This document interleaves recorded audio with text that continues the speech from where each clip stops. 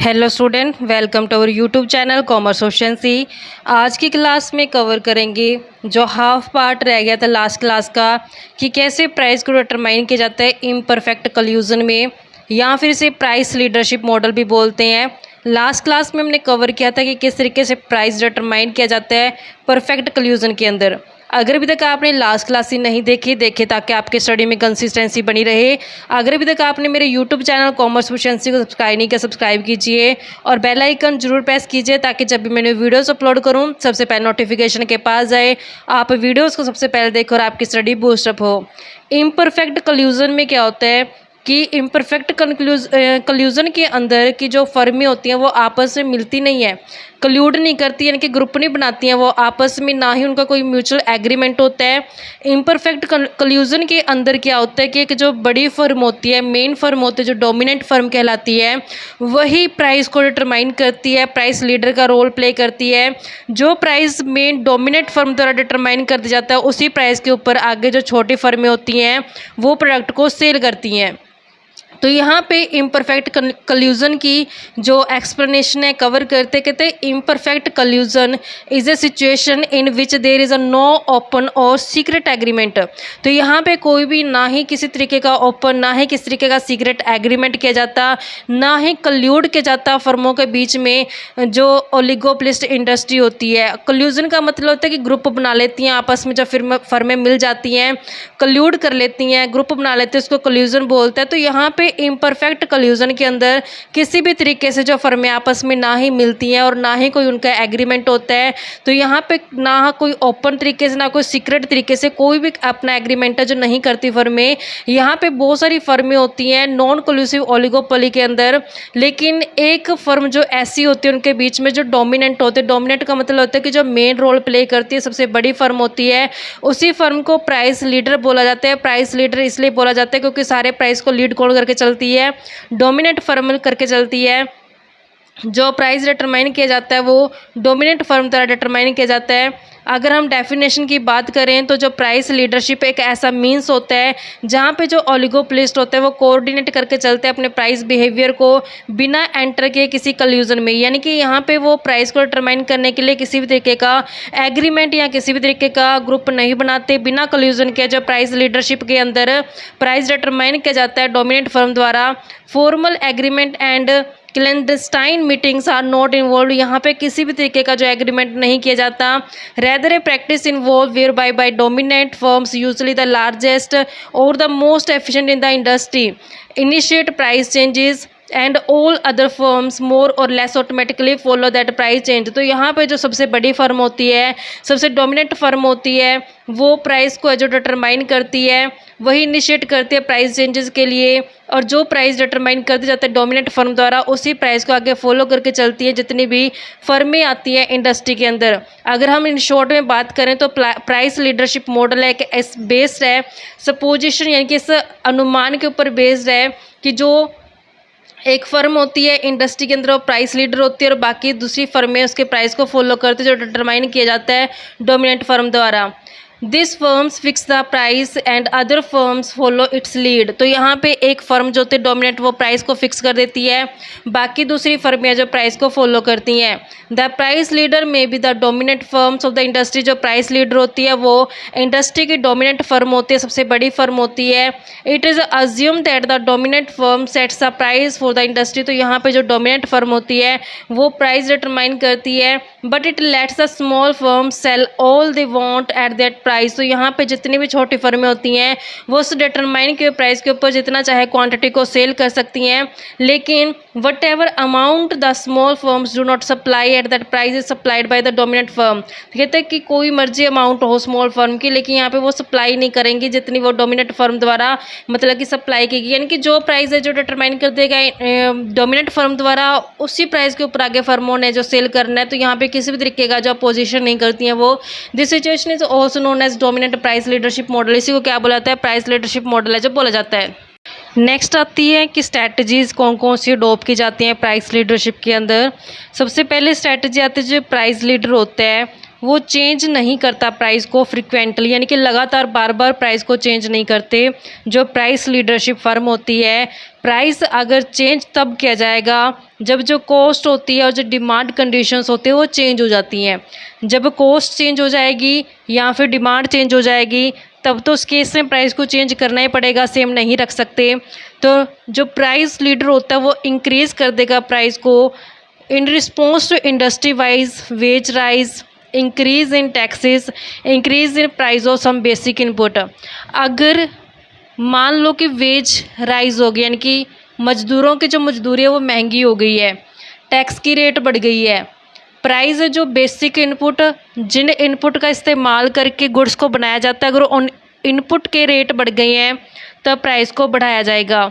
Next strategy अपनाई जाती है कि जो प्राइस लीडर वो कम्युनिकेट करते कि क्या फ्यूचर में चेंजेस करने वाली है वो प्राइस के अंदर। तो पूरी इंडस्ट्री को बता के चलेगी, कम्युनिकेट करके चलेगी जो डोमिनेंट फर्म है कि आने वाले टाइम में वो क्या प्राइस है जो रखेगी, क्या चेंज कर सकते हैं प्राइस के अंदर। The price leader does not necessary choose the price which maximise short run profit for the industry. जो प्राइस लीडर्स होती है वो ऐसा प्राइस नहीं रखेगी जिससे शॉर्ट रन प्रॉफिट है जो फर्म के बढ़ जाएं, क्योंकि अगर शॉर्ट रन प्रॉफिट बढ़ जाएंगे तो नई फर्म में अट्रैक्ट हो जाएंगी एंटर करने के लिए, जबकि यहाँ पे एंट्री को रोकने के लिए जो प्राइस ज़्यादा नहीं रखा जाता, मैक्सिमम प्रॉफिट है जो नहीं लिया जाता शॉर्ट रन के अंदर।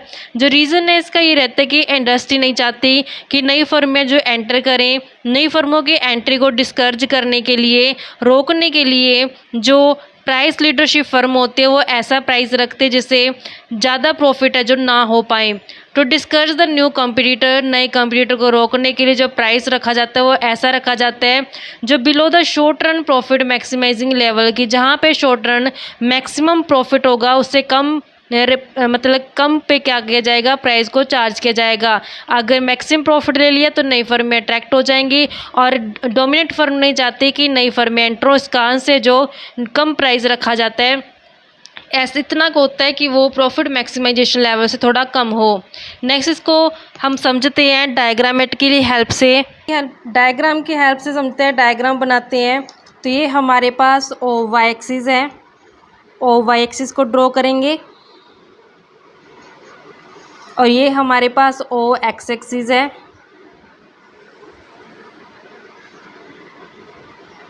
ओ एक्स एक्सिस पे आउटपुट का लेवल लेके चलेंगे,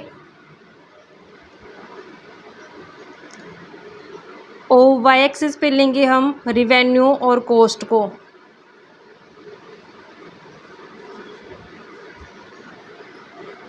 पूरी इंडस्ट्री का सप्लाई कर्व ड्रॉ करते हैं। तो इस तरीके से हमने पूरी इंडस्ट्री का जो सप्लाई कर्व ड्रॉ कर देना है एस एस, जो ये एस एस डिनोट करते हैं जो इंडस्ट्री का सप्लाई कर्व है। S S curve supply curve और मार्जिनल कॉस्ट कर्व पूरी इंडस्ट्री का। तो यहाँ पे जो इंडस्ट्री का जो ये एस एस कर्व बनाया गया है, ये जितनी भी फर्में हैं उनको जोड़ के, फर्मों की मार्जिनल कॉस्ट कर्व को जोड़ के जो बनाया गया है। अब डी डिमांड कर्व ड्रॉ करते हैं। तो यहाँ पे हमने ये डिमांड कर्व ड्रॉ कर देना है इस तरीके से।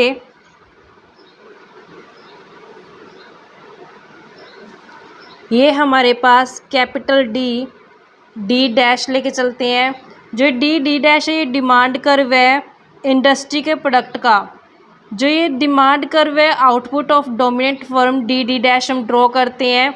अगर हम डोमिनेंट फर्म का डिमांड कर्व ड्रॉ करेंगे तो हमारे पास इस तरीके से ये डोमिनेंट फर्म का डिमांड कर्व आ जाएगा स्मॉल डी डैश। तो जो ये हमने कैपिटल डी डैश लिया है ये इंडस्ट्री के प्रोडक्ट का, ये तो इंडस्ट्री के प्रोडक्ट का है, और जो ये स्मॉल डी डैश है ये डोमिनेंट फर्म के मतलब कि डिमांड कर्व को डिनोट करता है। इसके बाद कहते हैं कि यहाँ पे जो डोमिनेंट फर्म है उसकी मार्जिनल कॉस्ट कर्व को ड्रॉ करते हैं। जो मार्जिनल कॉस्ट कर्व है डोमिनेंट फर्म की, उसको जब हम ड्रॉ करेंगे इस तरीके से हमने ये मार्जिनल कॉस्ट कर्व को ड्रॉ कर देना। ये हमारे पास डोमिनेंट फर्म की मार्जिनल कॉस्ट कर्व है। मार्जिनल कॉस्ट ये डी से नोट करते हैं इसको, ये डोमिनेंट फर्म की मार्जिनल कॉस्ट है। और जो मार्जिनल रिवेन्यू है हम इसको ड्रॉ करते हैं कि इस तरीके से मार्जिनल रिवेन्यू कर्व है। ये हमारे पास मार्जिनल रिवेन्यू कर्व है डोमिनेंट फर्म का। इस तरीके से मार्जिनल कॉस्ट डोमिनेंट फर्म की, मार्जिनल रिवेन्यू डोमिनेंट फर्म का। अब जहाँ पे ये दोनों इंटरसेक्ट करेंगे वहाँ पे इक्विलिब्रियम पॉइंट आ जाएगा। यहाँ पे ये मार्जिनल रिवेन्यू और मार्जिनल कॉस्ट एक दूसरे को इंटरसेक्ट करते हैं तो ये इक्विलिब्रियम प्राइस आ जाएगा जो डोमिनेंट फर्म का है। यहाँ पे जो dominant firm will be in equilibrium at point E, जहाँ पे मार्जिनल कॉस्ट डोमिनेंट फर्म की इंटरसेक्ट करती है मार्जिनल रिवेन्यू और डोमिनेंट फर्म की।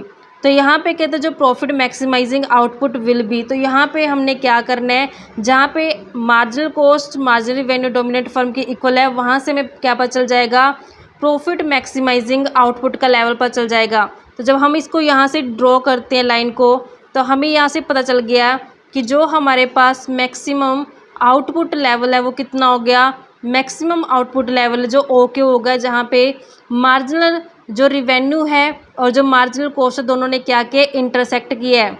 यहाँ पे जो एट प्रॉफिट मैक्सिमाइजेशन आउटपुट के ऊपर जो इक्विलिब्रियम प्राइस रहेगा वो कितना रहेगा। जब हम इसको लेके चलेंगे इस तरीके से, ये हमारे पास प्राइस को नोट करेगा, पी ले लेते हैं इसको, तो ये ओ पी जो हमारे पास प्राइस रहेगा जहाँ पे मैक्सिमम आउटपुट है जो लिया जा रहा है। टोटल इंडस्ट्री का जो आउटपुट रहेगा कितना रहेगा वो हम कैलकुलेट करते हैं। जो टोटल इंडस्ट्री का आउटपुट रहेगा वो रहेगा, यहाँ पे इंडस्ट्री का जो हमने कर्व था ये इंडस्ट्री का था, तो यहाँ पे जब इंडस्ट्री के कर्व को टच करके दिखाएंगे तो यहाँ पे हमें टोटल इंडस्ट्री का जो आउटपुट लेवल पता चल जाएगा OQ1। तो यहाँ से हमें पता चल गया कि पूरी इंडस्ट्री जो आउटपुट को प्रोड्यूस करेगी OQ1, उसमें से डोमिनेंट फर्मों ने कितना आउटपुट प्रोड्यूस करना है OQ। तो यहाँ से जो यहाँ से लेकर के यहाँ तक का ये पार्ट है ये किसके द्वारा प्रोड्यूस किया जाएगा, स्मॉल फर्मों द्वारा प्रोड्यूस किया जाएगा। Q से लेकर के Q1 तक का जो पार्ट रहेगा। तो इस तरीके से बच्चों ये हमारे पास कंसेप्ट रहता था कि किस तरीके से प्राइस डिटरमाइन किया जाता है इम्परफेक्ट कल्यूजन या फिर प्राइस लीडरशिप मॉडल के अंदर। आई होप क्या वो क्लियर हो गया होगा। नेक्स्ट कवर करते हैं कि डिफरेंस क्या होता है कोल्यूसिव ओलिगोपोली और नॉन कोल्यूसिव ओलिगोपोली में। हमने दोनों ही ओलिगोपोली कवर कर लिए हैं, कोल्यूसिव ओलिगोपोली भी, नॉन कोल्यूसिव ओलिगोपोली भी। इन दोनों का जो डिफरेंस है वो आज कवर करते हैं। कोल्यूसिव ओलिगोपोली में क्या था कि फर्में आपस में मिल जाते हैं, कल्यूड कर लेते हैं, ग्रुप बना लेती हैं पूरी मार्केट को कैप्चर करने के लिए। नॉन कोल्यूसिव ओलिगोपोली में बिना ग्रुप बनाए हैं जो फर्में काम करती हैं। सबसे पहले मीनिंग की अगर बात की जाए, जो फर्म होती है वो डिसाइड करती हैं कल्यूड करना यानी कि ग्रुप बनाती हैं आपस में। कंपटीशन करना उद्देश्य नहीं होता यहाँ पे, क्योंकि जब वो आपस में मिल जाते तो उनका आपस का कंपटीशन खत्म हो जाता है। नॉन कोल्यूसिव ओलिगोपोली के अंदर जो फर्में होते हैं वो आपस में ग्रुप नहीं बनाती हैं, आपस में वो एक दूसरे के साथ कंपटीशन करके चलती हैं, अलग अलग है जो इंडिविजुअल बेस पे काम करती हैं। जो फर्म का बिहेव रहेगा, तो यहाँ पे जो फर्म का बिहेव रहेगा वो एक सिंगल मोनोपोली की तरह रहेगी, क्योंकि सभी फर्में आपस में मिल जाएंगी तो एक सिंगल मोनोपोली क्रिएट कर लेंगी। तो यहाँ पे जो फर्में रहेंगी वो इंडिपेंडेंटली काम करेंगी, हर एक फर्म है जो इंडिविजुअल बेस पे काम करेगी। प्रॉफिट की अगर बात की जाए तो जो यहाँ पे जो प्रॉफिट होता है मैक्सिमाइज़ करने की कोशिश की जाती है। कलेक्टिवली ये जो वो मिलके काम करती हैं फर्में कि प्रॉफिट को मैक्सिमम से मैक्सिमम लिया जाए, जबकि यहाँ पे वो जो फर्में होते हैं इंडिविजुअल बेस पे अपने प्रॉफिट को बढ़ाने के बारे में सोचती हैं। नेक्स्ट अगर एग्जांपल की बात की जाए तो यहाँ पे कार्टेल फॉर्मेशन किया जाता है, यानी कि ग्रुप बना ले जाते हैं और प्राइस लीडरशिप की जाती है। अगर नॉन कोल्यूसिव की बात की जाए तो यहाँ पे हम प्राइस रिजिडिटी जिसे हम किंग डिमांड कर्व है जो ड्रॉ करके चलते हैं। तो इस तरीके से बच्चों हमारे पास ये चैप्टर था जो आज की क्लास में कंप्लीट हो गया है। अगर अभी तक आपने मेरे यूट्यूब चैनल कॉमर्स प्रोफिशिएंसी को सब्सक्राइब नहीं किया, सब्सक्राइब कीजिए और बेल आइकन जरूर प्रेस कीजिए, ताकि जब भी मैंने वीडियोज़ अपलोड करूँ सबसे पहले नोटिफिकेशन के पास जाए, या वीडियोज़ को सबसे पहले देखकर आपकी स्टडी बूस्टअप हो।